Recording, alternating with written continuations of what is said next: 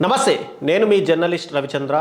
ఆంధ్రప్రదేశ్ మాజీ ముఖ్యమంత్రి వైఎస్ఆర్సీపీ అధినేత జగన్మోహన్ రెడ్డి గారు రీసెంట్గా హైదరాబాద్లో పర్యటించారు. అది సిబిఐ కోర్టుకు సంబంధించినటువంటి ఒక కేసు విషయంలో ఆయన రావడంతో జనాలంతా భారీ ఎత్తున రావడం అదొక రకమైన వార్తగా కొన్ని అనుకూల మీడియాలు, టీడీపీ కూటమికి సంబంధించినటువంటి అనుకూల మీడియాలు ప్రచురిస్తుంటే, మరొక వర్గమేమో జగన్మోహన్ రెడ్డి గారు లోటస్ పాండ్కి వెళ్ళడం, ఆయనకు అక్కడ ఇల్లే లేదు, షర్మిలకు ఇల్లు అప్పగించారు, ఆయన లోటస్ పాండ్కు కేవలం షర్మిల కోసం లేదంటే ఆయనకు సంబంధించినటువంటి ఆస్తి తగాదాల గురించి వెళ్ళారు అని చెప్పి మరో వర్గము ఈ మధ్య డిబేట్లు అయితే కొనసాగిస్తుంది. అయితే జగన్మోహన్ రెడ్డి గారు 2024 ఎన్నికల్లో ఓడిపోయిన తర్వాత ఎక్కువగా అటు బెంగళూరు నివాసంలోనే ఉంటున్నారు. ఎందుకంటే ఇక్కడ తెలంగాణలో కాంగ్రెస్ పార్టీ అధికారంలో ఉంది. ముఖ్యంగా ఎప్పుడైతే వైఎస్ రాజశేఖర రెడ్డి గారు చనిపోయారో దాని తర్వాత అటు కాంగ్రెస్ పార్టీ పైన వ్యతిరేకంతో ఆయన వైఎస్ఆర్ కాంగ్రెస్ పార్టీని స్థాపించడం, ఇక్కడ మరోవైపు ఆయన వస్తే ఆయనకు ఒక బందోబస్తు ఏర్పాటు చేయడం, సెక్యూరిటీ, ఆయనకున్నటువంటి మాస్ ఇమేజ్ తోటి పబ్లిక్ ఎక్కువగా గ్యాదరింగ్, ఇవన్నీ కూడా చూసి ఆయన తెలంగాణకు రాకుండా ఎక్కువగా బెంగళూరులోనే ఉండడానికి అక్కడ ఇష్టపడుతున్నారు. కానీ ఇదే జగన్మోహన్ రెడ్డి గారు 2014 ఎన్నికలకు ముందు నుంచి 2019 వరకు చాలా వరకు హైదరాబాద్లో ఉన్నటువంటి ఆయన నివాసం లోటస్ పాండ్లోనే ఎక్కువగా గడిపేవారు. కానీ 2024 ఎన్నికలకు ముందు ఆయన లోటస్ పాండ్ నివాసాన్ని ఆయన చెల్లెలు షర్మిలకి ఇచ్చేసి, అంటే బెంగళూరులో ఎక్కువ గడుపుతున్నారు అని చెప్పి ఒక రూమర్స్, ఈ రీసెంట్గా ఆయన పర్యటన ఎప్పుడైతే జరిగిందో అప్పటి నుంచి ఒక రూమర్ అనేది స్ప్రెడ్ చేస్తున్నారు. అయితే మెయిన్గా లోటస్ పాండ్ నివాసం చూసిన వాళ్ళకి ఎవరికైనా ఇట్టే అర్థమవుతుంది. లోటస్ పాండ్ నివాసం ఏంటంటే ముఖ్యంగా 2 పోర్షన్లుగా ఉంటుంది.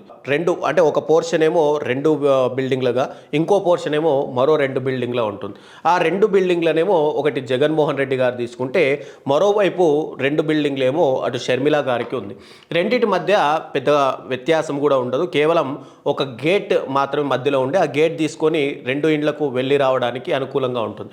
అయితే జగన్మోహన్ రెడ్డి గారు హైదరాబాద్లో ఉన్నప్పుడు ఇదే లోటస్ పాండ్ నివాసం ఆయన్నే కట్టించుకున్నారు కాబట్టి ఈ బిల్డింగ్లన్నీ కూడా ఆయనకు సంబంధించినటువంటి ఇంటి వెనక భాగంలో ఉన్నటువంటి బిల్డింగు అప్పట్లో పార్టీ కార్యాలయంగా నడుపుకునేవాళ్ళు. ఎవరైనా ఆంధ్రప్రదేశ్కి సంబంధించినటువంటి నాయకులు వచ్చినా, లేకపోతే తెలంగాణలో ఉన్నటువంటి ఎవరైనా బిజినెస్ మ్యాన్లు కానీ ఎవరైనా నాయకులు కానీ వస్తే కనుక మాట్లాడడానికి గతంలో ఆ బిల్డింగ్ని యూజ్ చేసుకున్నారు. కానీ ఇప్పుడు అది ఒక హాస్పిటల్కి ఇచ్చేశారు.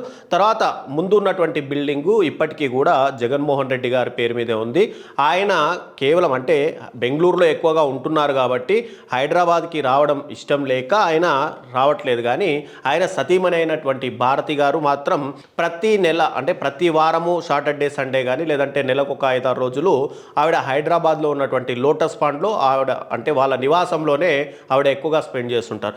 మరోవైపు పక్క బిల్డింగ్ అయినటువంటి, అంటే షర్మిల గారికి ఇచ్చినటువంటి బిల్డింగ్లో ముందు వైపు షర్మిల గారు, అటు వైఎస్ రాజశేఖర రెడ్డి గారి సతీమణి జగన్మోహన్ రెడ్డి గారి తల్లి అయినటువంటి విజయమ్మ ఆ బిల్డింగ్లో ఉంటారు.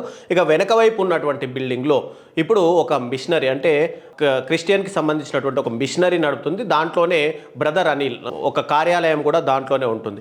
ఇక రీసెంట్గా జగన్మోహన్ రెడ్డి గారు హైదరాబాద్ వచ్చినప్పుడు లోటస్ పాండ్ నివాసానికి వెళ్ళారు.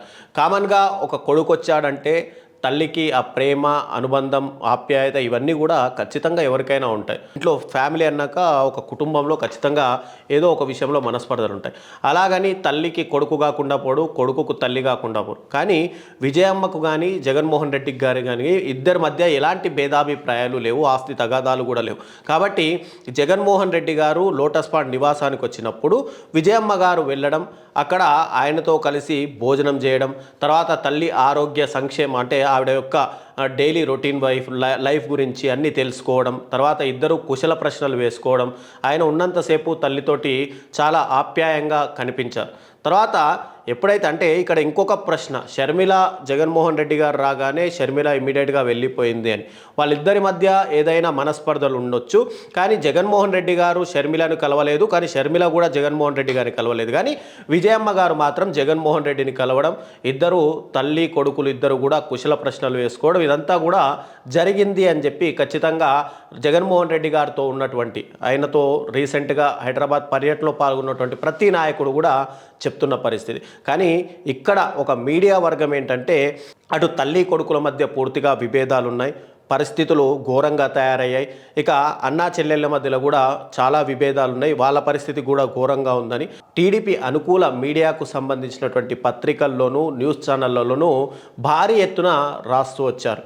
అయితే ఇక్కడ షర్మిల ఎప్పుడైతే అటు అన్నతోటి ఆస్తి తగాదాలతో బయటకు వచ్చిందో తర్వాత తెలంగాణలో వైఎస్ఆర్ తెలంగాణ పార్టీని స్థాపించడం, ఆ తర్వాత ఆంధ్రప్రదేశ్కి వెళ్ళిపోవడం, ఇక్కడ తెలంగాణలో పార్టీనేమో కాంగ్రెస్లో విలీనం చేయడం, పిసిసి అధ్యక్షురాలిగా ఆంధ్రప్రదేశ్లో బాధ్యతలు స్వీకరించడం, తన అన్న ఓటమికి తాను ఖచ్చితంగా పరోక్షంగా చాలా వరకు చేసినప్పటికీ కూడా ప్రత్యక్షంగా చేయాలి అని చెప్పి అటు కూటమికి సంబంధించి ముఖ్యంగా తెలుగుదేశం పార్టీలో ఒక కీలక బొమ్మలాగా కీలు బొమ్మలాగా మారిపోయి ఆవిడ చాలా ప్రయత్నాలు అయితే చేసింది. కాబట్టి ఇక్కడ అన్నా చెల్లెళ్లకు మధ్య కొద్దిగా విభేదాలు ఉన్నమాట వాస్తవమే, కానీ తల్లి కొడుకుల మధ్య మాత్రం ఎలాంటి విభేదాలు లేవు.